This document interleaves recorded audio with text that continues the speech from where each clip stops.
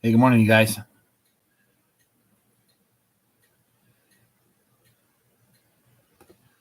That light's kind of troublesome, isn't it? There we go. That's better.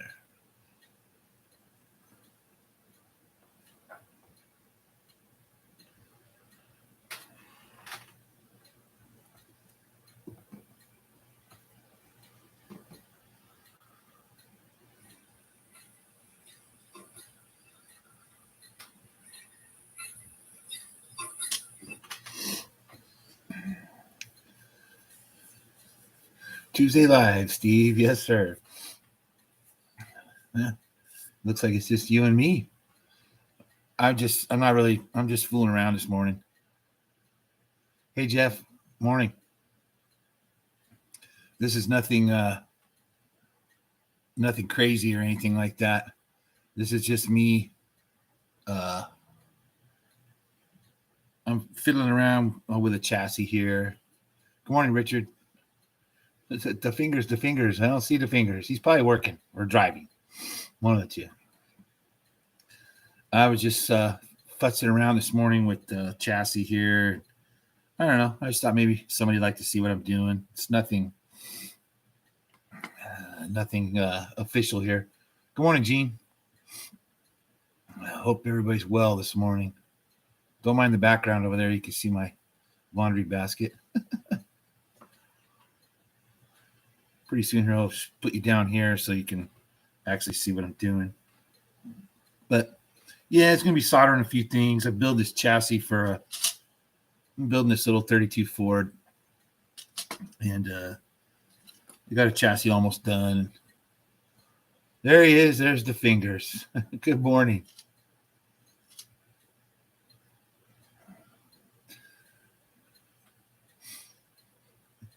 It's too dark back there, Steve. I kind of did that on purpose so you can't really see the background. Nobody wants to look at my house. But yeah, I'm just, like I said, I'm just fooling around this morning.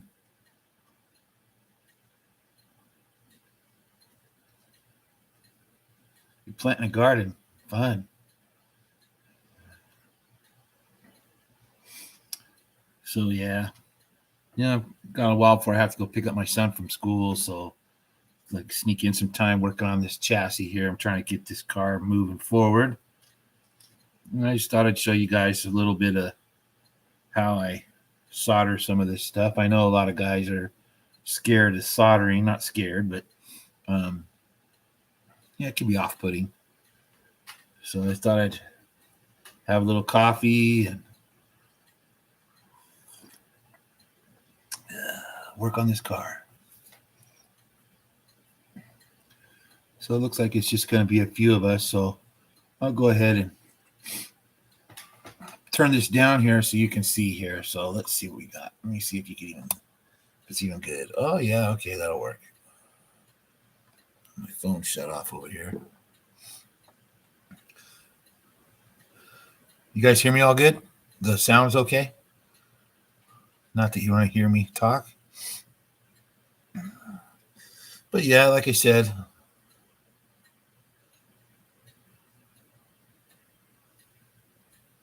you need a knife to use a soldering iron? A note.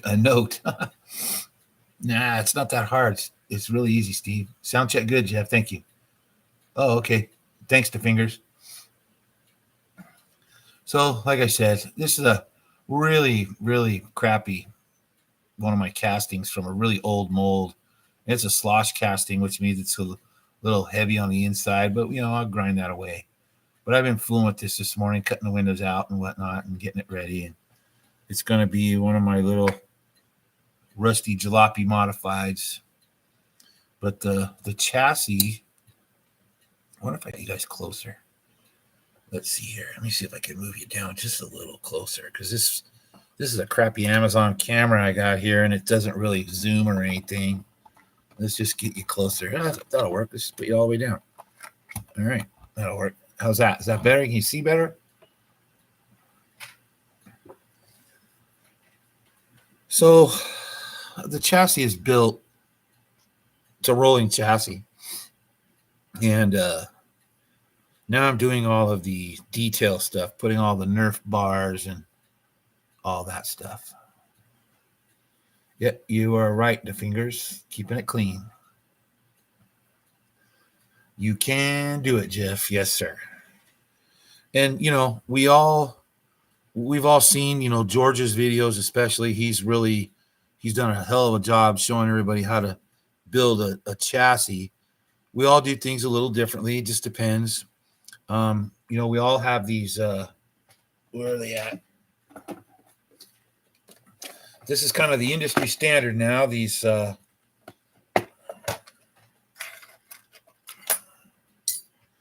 brackets. And let me see here. Get this one out too.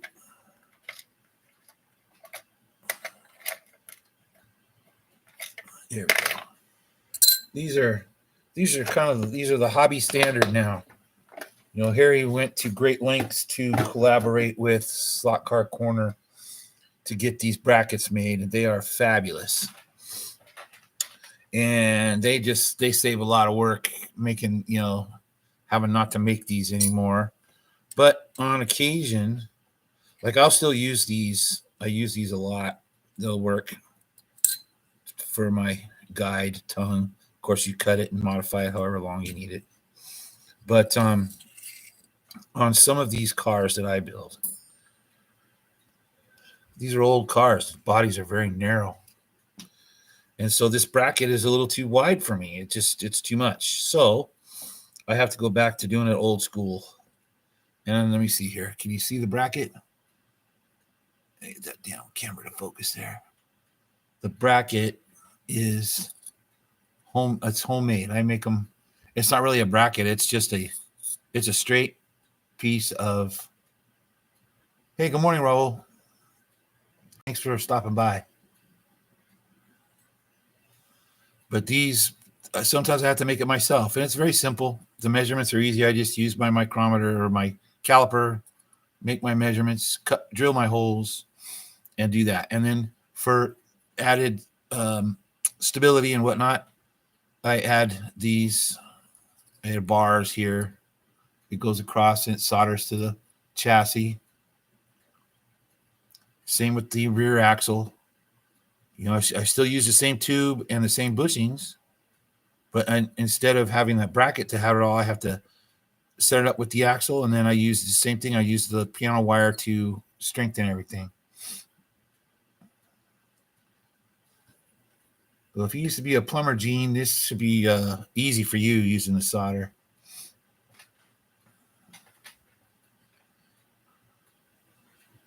And so today what I'm doing here is, like I say, I'm putting the Nerf bars on this chassis. And I set it up. I put the body on where it's going to go and set where my Nerf bars are going to be.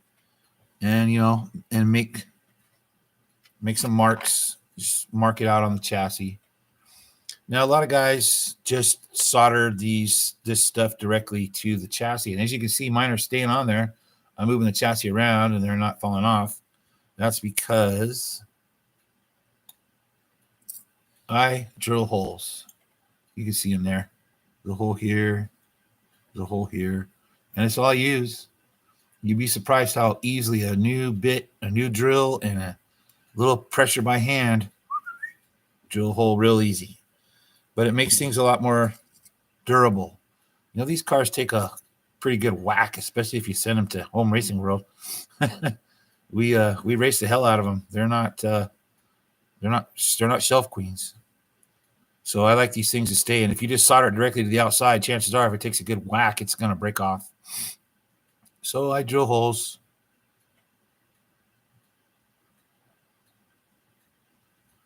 And then they stay put. They'll take a serious whack and you don't have to worry about it. So I guess I'll quit running my mouth. I'll show you guys real quick here. My soldering iron, well, it needs to be cleaned. Let's do that. All right, there we go. All right, so if you have an adjustable iron, I usually set for just little stuff. I got my iron set about 650 degrees. It's probably hot, but Again, it's just a little flux. I use liquid. Now, might as well show you that. I use the Stay Clean liquid flux. I put it in a little container. And I just use a ratty old paintbrush. Get a little solder or a little flux. Put it right where you want your solder to go.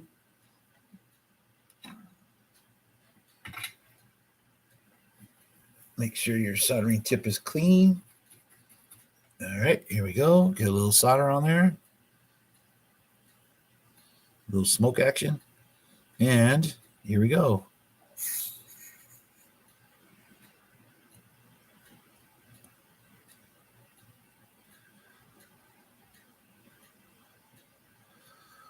A little bit more there.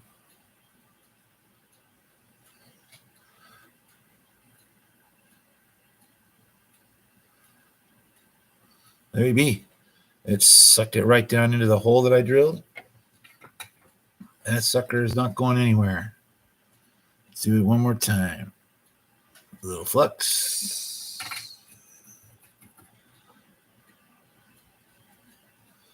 A little solder.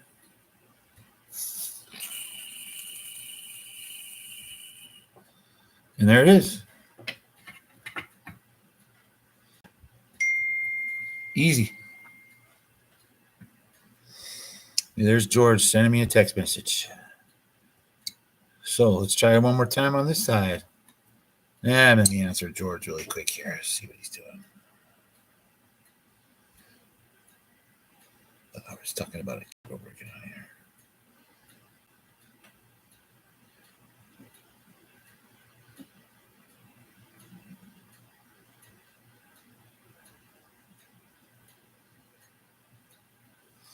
So here we go. Let's do it one more time for you guys. Right here. Little flux.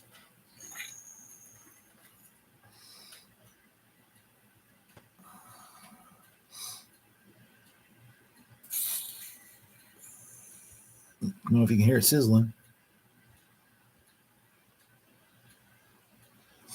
There it goes, right down in the hole.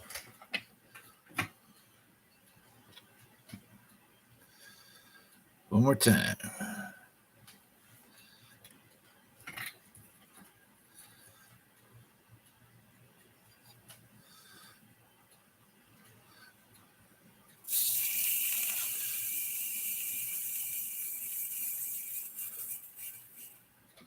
There we go.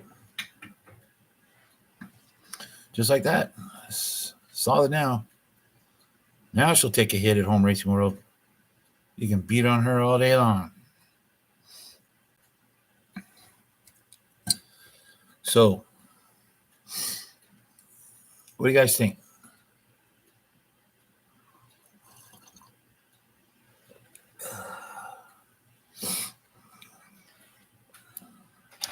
I think you guys can do this. I really do. If you're wondering, this all my little Nerf bars and whatnot, this is what I use. This KNS number 8161 364 brass rod. It bends real easy. You don't even need a bending jig. I use these duck build needle nose pliers. I guess they're not needle nose, they're duck bill pliers. And it works really well for, get it out of there. It works really well for bending these, you know. It's very simple. Super.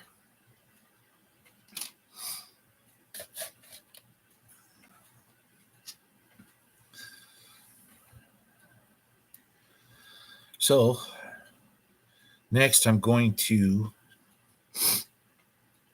put a Nerf bar here on the front so I can show you how this works. It's going right here just forward of the axle. So again, just so you can see how easy this brass drills.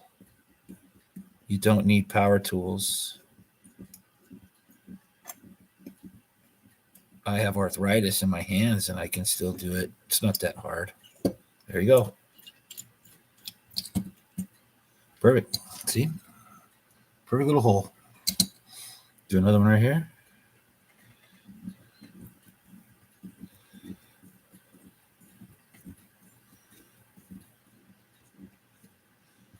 Obviously, this is tubing. You know, you really probably can't do this to a solid piece of brass. I mean, I guess you could, but there we go. There we go. So now, if you know, it will stand right up in that hole. Let's see here. I'm going to do a round. So let me show you something here. This will work good. I'm going to put a hoop on here. And I think the easiest way to get a nice consistent, where did I find the duckbill pliers? They look old. I have many sets, but nothing that small. You know what? You're going to laugh at me, Jeff. Not laugh, but my grandfather was the original Maytag man. And I'm not kidding you. He spent 60 years of his life repairing washing machines, dryers, and refrigerators. When he passed, I inherited all of his tools. And these were in there. And these were actually about twice as big as what they are now. I don't know what they were used for, but I took them to a grinder and I ground them. You can see here, I ground off a large section to make them a lot thinner for my use. You know, that's something a lot of guys don't know too. You go to the dollar store, Dollar General, 99-cent store, Dollar Tree, whatever you guys call them out there. They sell tons of stuff like this, weird little pliers and things like that. You can grind those things up and turn them into all kinds of useful tools. I've done that several times for certain things.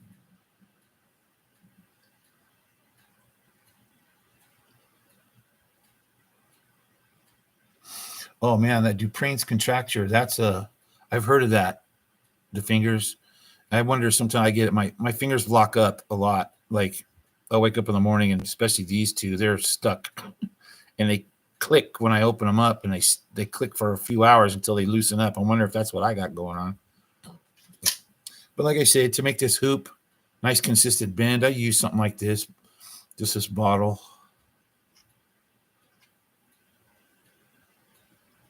Just bend it over the bottle. And you get a nice consistent bend.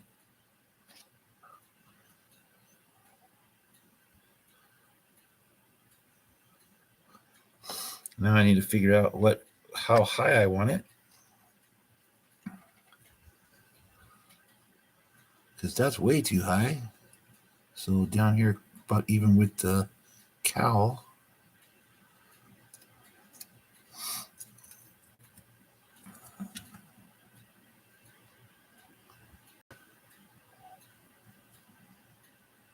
Yeah.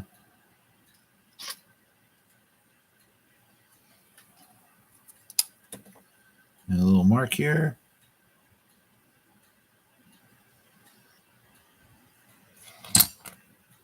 There we go. Yeah, and old side cutters come in handy for this stuff. This brass just cuts real easy. Snip, snip. And now let's even them up here. I'm weird. I save all the little bits. Okay, now what I'll do is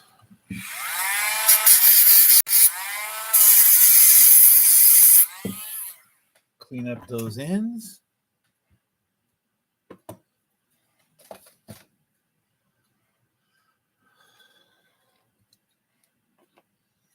And we'll put them in our two little holes that we just drilled.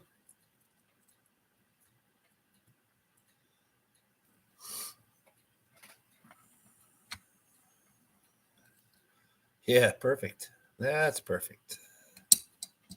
Alrighty then. Here we go again. Now, let's hold her, make sure she's straight. Little flux.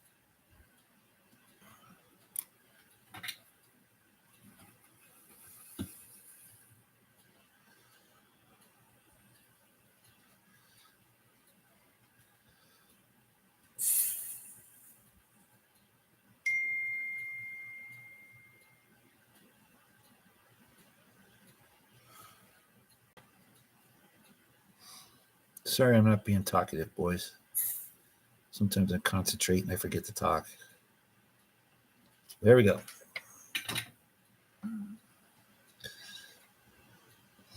Now we're solid.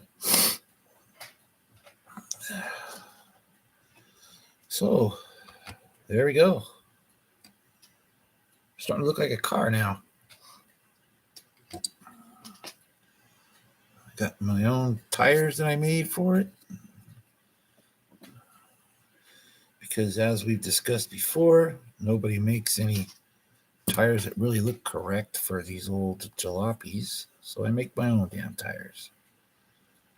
There we go.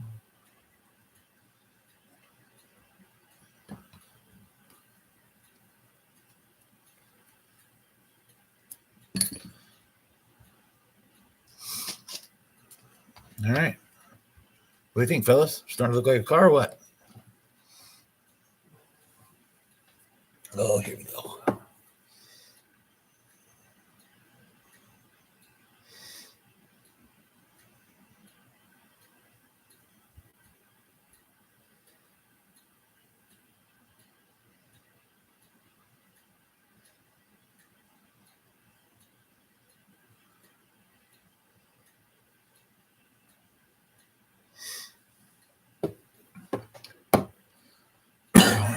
Back to chores, the fingers. Yeah, it's going to be cool, I think. Now, something else I do, because obviously, I know you could probably use styrene, add a, this car obviously didn't have a firewall in it. So I'll make a firewall. I don't have any. I have to go to the hardware store later today, but I'm going to put a brass firewall in it. I do that quite a bit. Make my firewall, make a template from this out of paper, and then a firewall out of brass, really thin sheet brass, and then it gets soldered to the car. So the firewall will stay with the car, and that helps hold the body. You can slide the body down over that firewall, and it just makes the car look more realistic, more complete. And then if I want to, once I have a brass firewall in there, I can add struts, all that kind of good stuff. Make it look more realistic. And that's what I'm all about, realistic. But I think this one's going to come out good. And it's going to be a rusty, rotten jalopy. It's just my thing.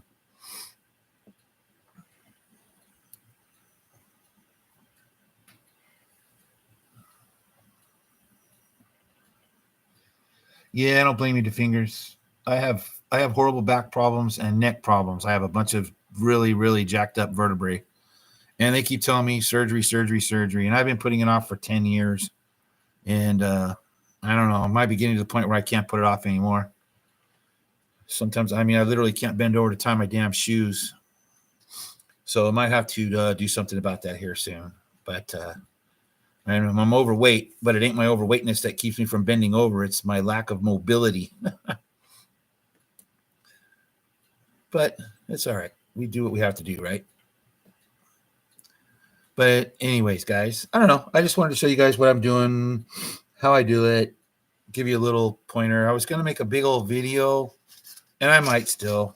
I was going to do like a video series on how I make these chassis because they're different than everybody else's. So I think I'm still going to do that. But I just give you guys a little preview of what that will be. Just, like I said, everybody uses the brackets and they build everybody's chassis are pretty similar. Very, very, very similar. And mine's aren't. They're just mines. I sound like an illiterate. Yeah, mine are just different because the cars are different and they have to be. So, if I was building a re-chassising a Carrera car or something, I would go back to the old way, use the bracket and all that. I wouldn't go through all this nonsense. But for these cars, and to me, it makes them a little more special. They're very completely handmade, so to speak. I just like it. I'm weird. I like hand-built stuff and handmade things and having things that nobody else has. It's just fun. everybody can have a shadow, but not everybody can have a home built slot car. And I'm hoping that will change. That's the whole idea behind all of this stuff that we're all doing. Me and George, we're really pushing the scratch building, and it's not hard. It really isn't. Everybody can do this, and I really would like to see a lot more of it. It's fun, and you have something very unique when you're done.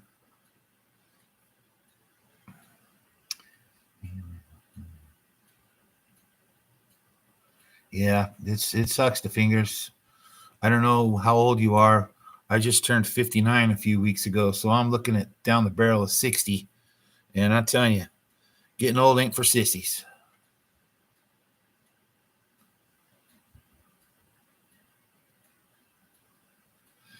Yes, sir, Jeff, you are 100% correct. I literally just had a doctor's appointment a few weeks ago where they looked at my neck and all that, and he's telling me that all this issues I have with my hand, especially my left hand and my left arm.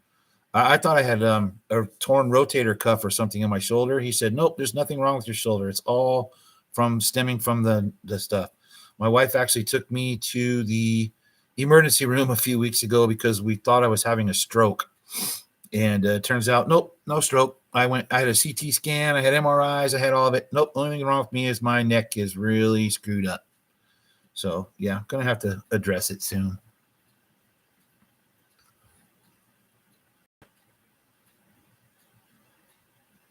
Yep, I have a cane too to fingers that I refuse to use. I mean, I won't say I refuse. I fight it tremendously. I don't want to be that guy hobbling around, the grocery store with my cane. So I just grin and bear it most days. 67. So you're only about, 7, 8 years older than me to fingers. Yeah, it's like I said, getting old ain't for sissies. Hear all these young people complain about everything. They don't know nothing.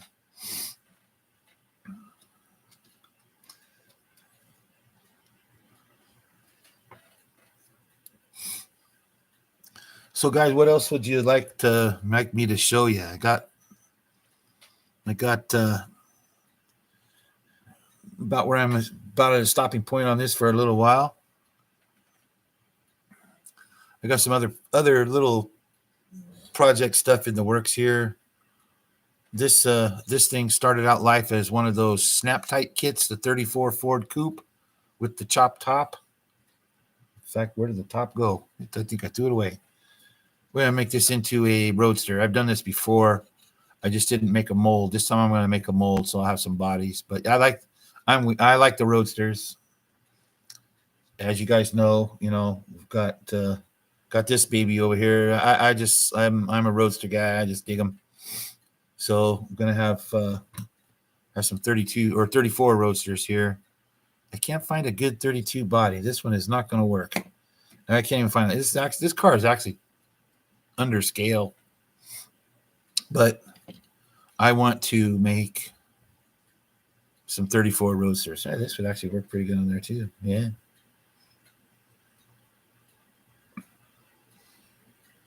Perfect.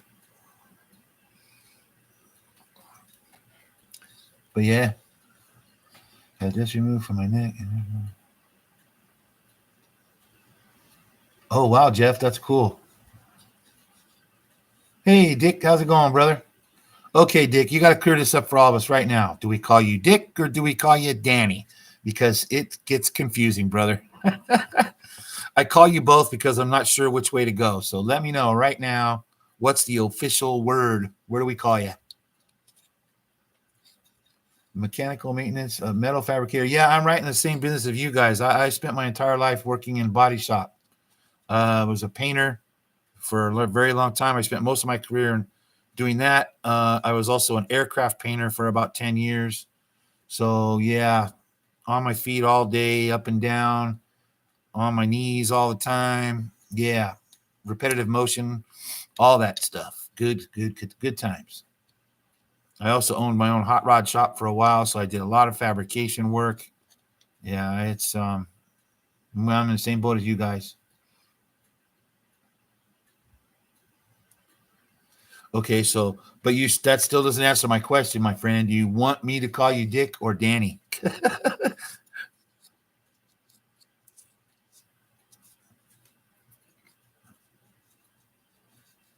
Yeah, that's it, Jeff. Heavy work on concrete floors.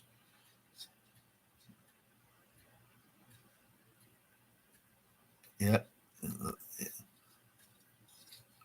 it's hard work, the fingers.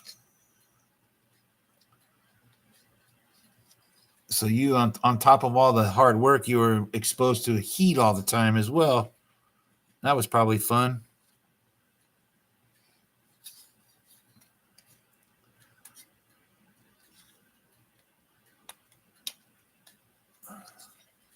So yeah, what do you guys think of that? 34 or Roadster. I think that'll be a good one. Might be popular. We'll see. Only problem is the previous owner of this car whacked the end of the damn grill off. So I'm gonna have to find me a grill so I can reproduce it. Honest hard work. That's right, the fingers. Don't hear a lot about that too much anymore.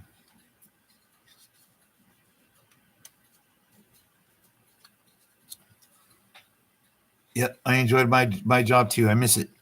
That's it's funny. That's partially what drove me back to slot cars is my inability to work on real cars anymore. So I get my creative outlet here doing this. I get to paint, I get to fabricate. When I'm done, I have some really cool thing that I conjured out of my own brain, and that's my outlet now. So thanks, Carrie. Yeah, 132 scale is my favorite as well. Only problem with it is it's near impossible to find anything you want. You have to make it. There's not even very many 132 scale models.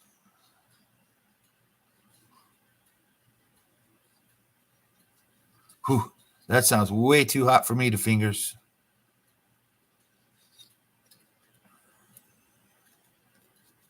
Yeah, 132 scale can be what's the right word? For us scratch builders, it can be frustrating because there's just no bodies available. And I'm still not impressed with the whole 3D printing thing. I have a 3D printed body in here and it's horrible. It's going to take me, yeah, let me show you.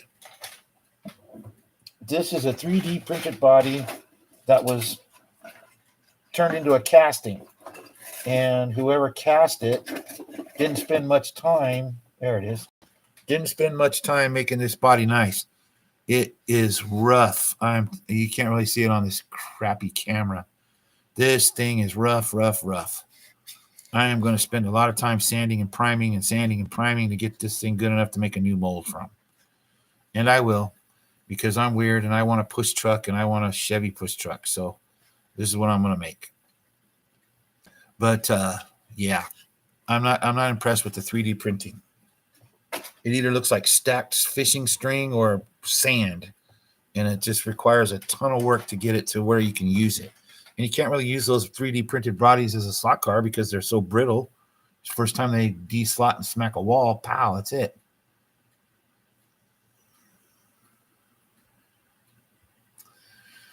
Gene, I saw that when you were casting that body. And hey, by the way, Gene, that is fantastic, man. I don't even know what to say to you with what you've done with that. I'm like the proud, high school teacher whose kid went on to do great things. That's how I feel about what you've done there. And you're going to have to just experiment. That's the only thing I can say. You're going to have to, whatever, it's going to depend on your chassis. Are you going to build a brass chassis? If so, you're going to have to look at where those mounting posts are in that body. And then you're going to have to put a corresponding, like sometimes what I do and other guys do, like if you've got a body, let's say it has mounting posts like you're talking about, somewhere on the chassis, you're going to have to put a tab with a hole drilled in it. It's very simple, really. And then you can, once you're ready, your chassis goes in, you screw it on just like any other car. That's probably the easiest way to go. And if I remember right, those mounting posts were inboard, right? They were kind of inside the body a ways. You might be able to do that once you build your chassis. Put your little plates in. So in other words, you want to use something like, gosh, do I have a piece of 1/4 inch? Well, all I have is this 1/2 inch stuff. But in other words, you're going to cut a plate like this and put it in between the rails with a hole drilled wherever your mounting post is on the body, and voila. Or you can do it a lot if they're outboard of the chassis rails.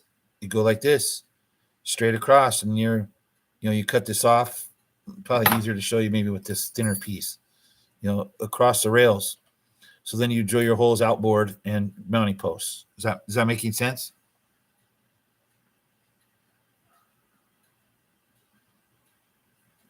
Yours are inboard. Okay. So again, you could put your little tab inboard of your rails, quick measure, cut, slice, solder that sucker in there and then put your body on, mount where you want it, drill your hole. Yeah, it's really not that hard. Oh yeah. Okay, good. Got it. Hey, Marty, good morning. Or is it afternoon for you guys? It's probably afternoon for you guys now. Welcome. You're probably on lunch hour. I know you're a hard-working man there, Marty.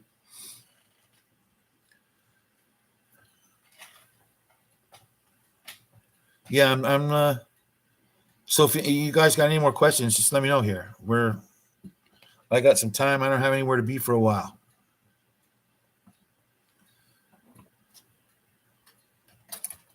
Sometimes it's easier to answer the question than to try to do a preemptive strike and just show you the whole thing and then wait see if anybody, if it was any good to anybody. But yeah. Yeah, Gene. You're accept all the accolades, my friend. You just really, really, really did a fantastic job.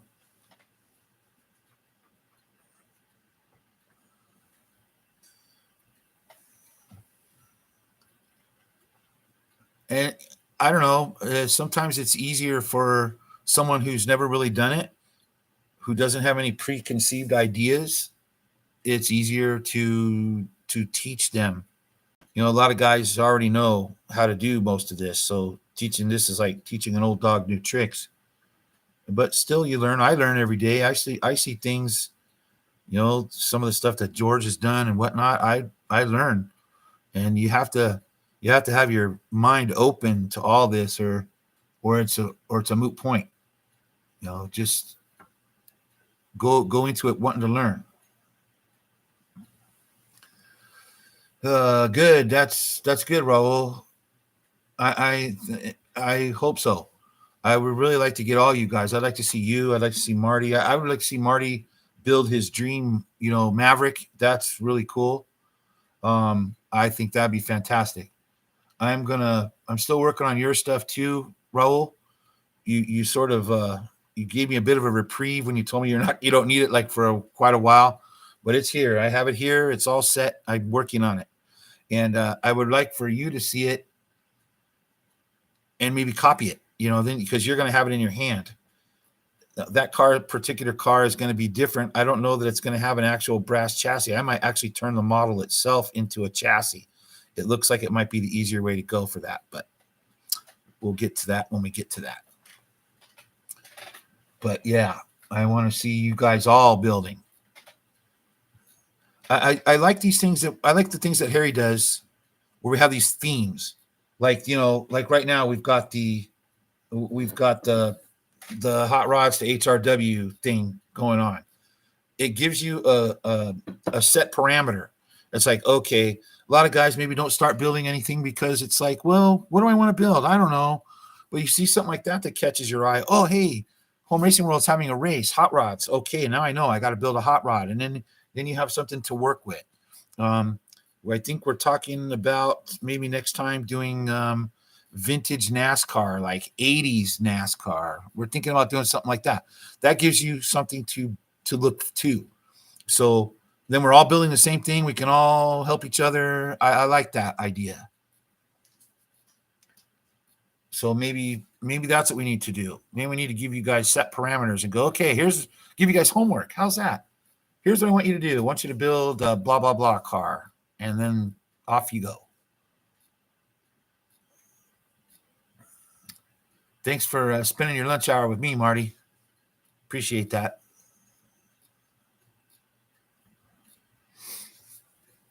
So, what do you guys want to see? What do you guys want to hear?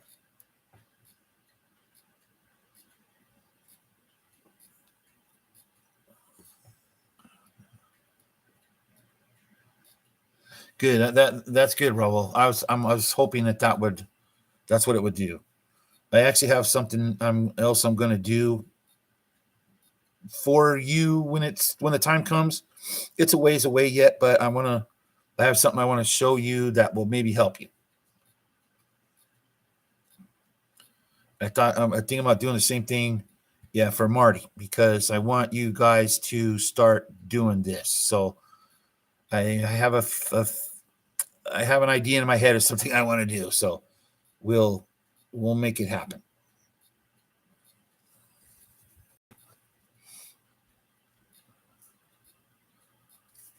That's why we're like, George and myself, Harry, we don't a lot of guys keep this stuff, secret. We don't show. And I've never believed in that. I've always tried to drive this hobby forward, at least this aspect of the hobby forward. Anyone can buy off the shelf cars, and not everybody can tune them, but it is something that everyone can do. And I think that once you guys do some scratch building, you'll understand how gratifying it is, and that's what I want for you guys. It's very gratifying when you take you take this and some of this and one of these and a motor and some wheels and tires, and you turn this pile of scrap into an actual car that you can put on the track and drive. It's very gratifying. It's almost as gratifying as building a real car and putting it on the street. It's very gratifying. Raul, you know this. You've built some cars. It's very, very gratifying when you spend that kind of time. Forget the money. It's the time and your thought processes and all the things that go into that. And then you see that sucker go flying down the drag strip and you go, man, I did that. And that's exactly what I get out of this.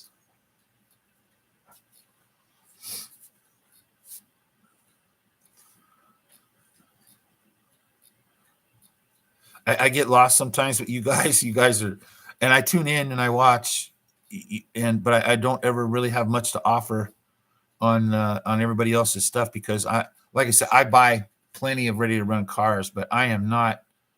I always got to watch, Harry's videos or something to tune the things, because I don't. It's not my forte. I enjoy them. I love them. They're fun. But I don't get the same satisfaction out of that as I do out of this.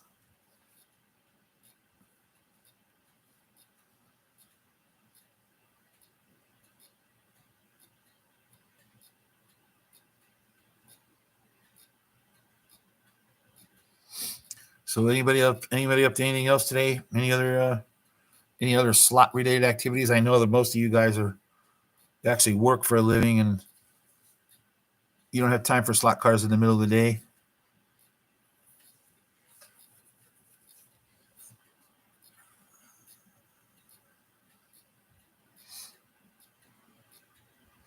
My thing now is, my family's working on getting us into another house so we can get out of this apartment. I need a track. I need a track. I mean, I have my track, but I have to put it up and take it down all the time. And I don't want that anymore. I miss my big wooden oval, and I miss my big road course, and I gotta get back to that. Tonight I'll be shooting slot cars. You're gonna do some photography stuff there, Ro?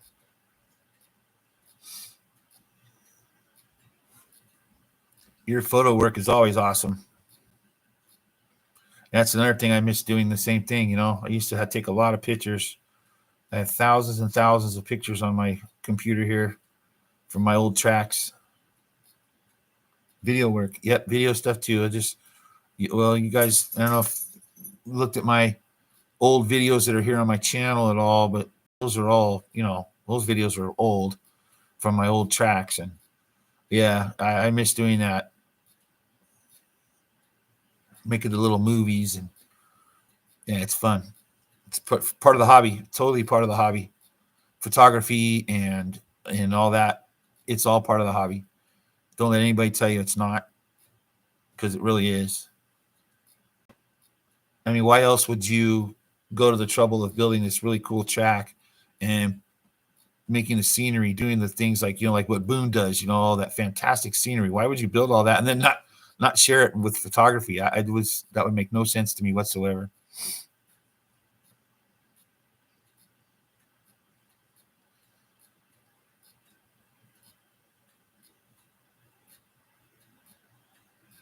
The motors I'm using, Jeff, these are Piranhas. We use the Piranha from SCC. Oh man, now I forget. Is it 18,000 RPMs? I think is what they are, or it might be 22. I can't remember my old brain, but they are the Piranhas. That's what we use in these builds. We use the Piranhas in our little cars, and then we use the bigger Piranhas. Is that Piranha? I forget. God, boys. Predator. I'm sorry. Predator. We use the big Predators in these builds. But yes, these are the small Piranha motors.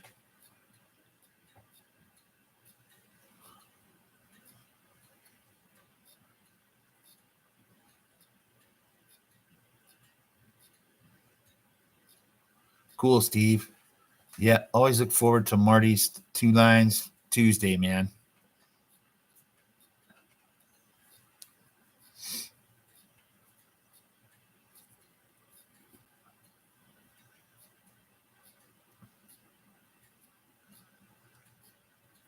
Which body, Carrie? Which body from which mold?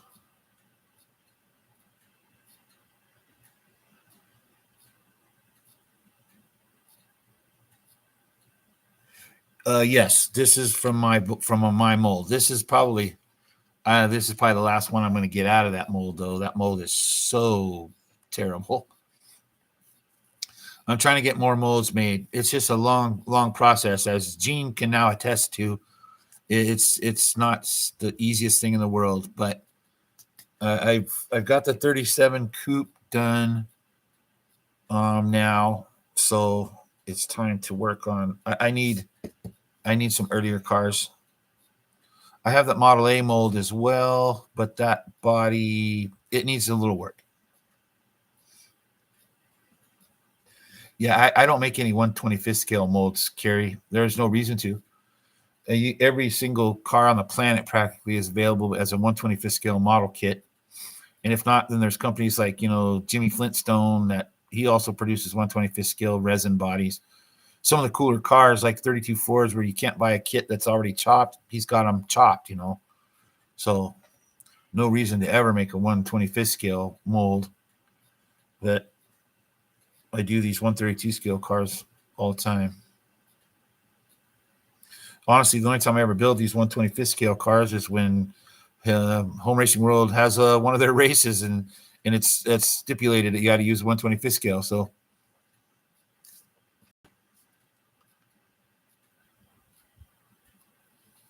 have I ever considered using a vacuum sealer to drown resin? I have a pressure pot, Raul, and that's really what needs to happen. And I have it.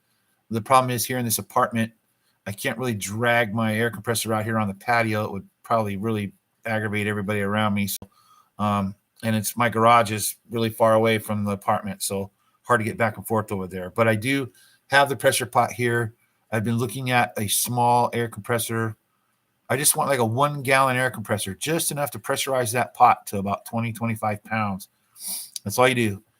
Pour your resin into the mold, put the mold in the pot, seal it up, pressurize it, and it will push all the air bubbles out and make the molds really, really nice. Pressure pot. It's actually, it's just a steel vessel that was originally used for painting, like for painting large things like aircraft. It'll hold 5 gallons of paint. So you mix up 5 gallons of paint, put it in this pot, and the lid screws on. It's almost like a pressure cooker. Very same principle. And so you hook your hose to that, you pressurize it, and it gives you a constant flow of paint.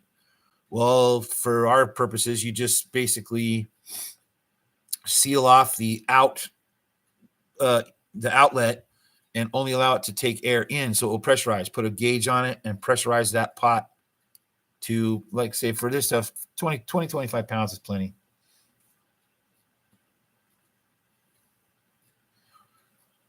Yeah, Gene, it is. You're right. It's totally time consuming. And there's no getting around it on a resin car. Yeah, some of these guys, there was some companies before that made high quality resin castings, and it takes a lot to do that. But for us at the hobbyist level, yeah, you're going to do some grinding.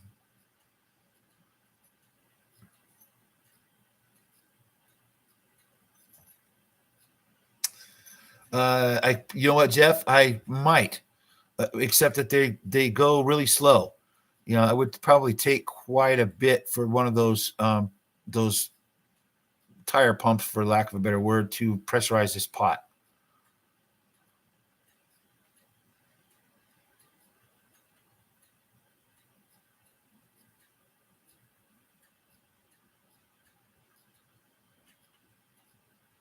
But it'll work. I will make it work. Like you say, I could get a 1 gallon air compressor that's really relatively quiet. They're not very expensive. So you're talking about an actual tank, Jeff, not the pumps. Because if I had something that would do that, yeah, that would work great. Because I haven't thought about that, using a pig tank. I could take the little tank out to the garage, fill it up with the compressor, and bring the tank over here to fill up that. Yeah, that would work, Jeff.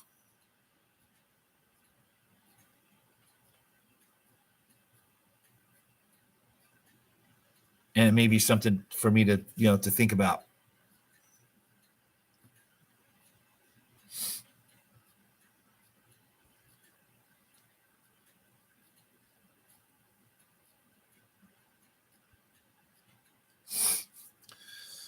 Well, guys, I hope you found this a little bit helpful. But I think I'm going to go ahead and do the video series like I was talking about doing. I'm going to build another chassis because, well, now I got the Roadster, so I need to build another one anyways. And I'll document it from start to finish so you can see how that's done. Because, like I said, my little way here is a bit different, and somebody might find it useful. If anybody else decides to build these type of cars here in the future, then we'll know how to do it. So I'll do that. Hey, thank you, DeFingers. Appreciate you coming. Yeah, I'm going to run too, fellas. It's almost an hour here. I'm going to go grab some breakfast, and then almost time to go pick up my boy from school. So thanks for tuning in. Thanks for spending your afternoon with me. Appreciate it. And we'll do some more of these, I promise. And I will get I will get a video series going on how to build one of these chassis. I think it'll be helpful. Hopefully it'll inspire some of you guys. Yep, you're right, DeFingers. We'll see you all at Marty's tonight. Party at Marty's. We're going to party at Marty's tonight. So thanks, fellas. I appreciate it. And enjoy your Tuesday, at least what's left of it. And I'll talk to you all tonight.